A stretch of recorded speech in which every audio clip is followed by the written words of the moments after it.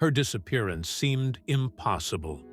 In a quiet Japanese suburb where nothing ever happened, a 17-year-old student vanished without a trace, leaving behind a mystery that would unravel into one of the most disturbing criminal cases Japan had ever seen.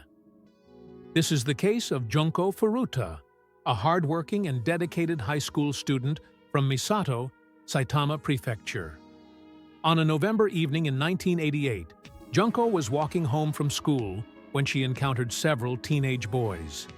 What followed was a chain of events that would shock investigators, horrify the public, and raise unsettling questions about youth violence, accountability, and how a crime of this magnitude could remain hidden for so long. Junko Furuta was known for her discipline, her kindness, and her determination to build a promising future. She lived with her family in a peaceful neighborhood, surrounded by quiet streets, convenience stores, and the familiar routines of suburban life. The teenagers who would later become suspects were known for delinquent behavior, intimidation, and gang-related associations. Yet even with their reputations, no one could have imagined how far things would go, or how many warning signs would be missed as Junko's life changed forever. On her way home from school, Junko was approached under false pretenses and lured away from the public eye. Over the following weeks, she remained hidden as the suspects created layers of fear, manipulation, and silence to keep the crime concealed. Her family immediately filed a missing person report, but with no witnesses and few leads, the case stalled. As December arrived, strange sounds, suspicious behavior, and growing tension within the suspect circle created cracks in their secrecy. And by early January 1989, after nearly 40 days, those cracks finally gave way, exposing the truth they tried so desperately to hide.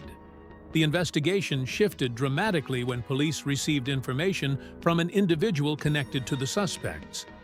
Officers soon entered a location tied to Junko's disappearance, discovering physical evidence that aligned perfectly with the missing person timeline.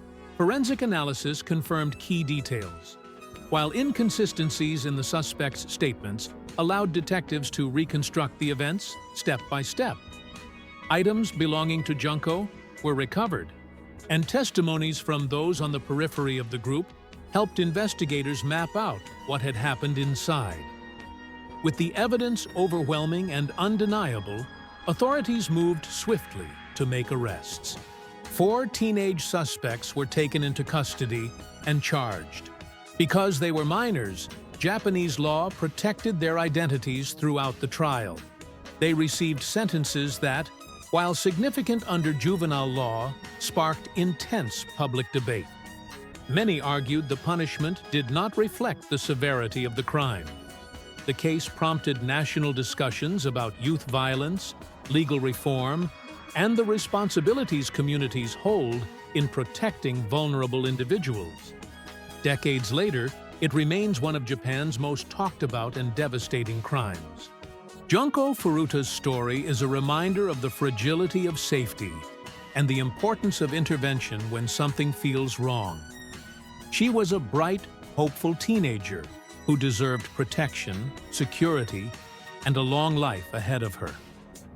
As we reflect on this case, we honor her memory by acknowledging the importance of community awareness, responsibility, and the duty to speak up when silence allows harm to grow.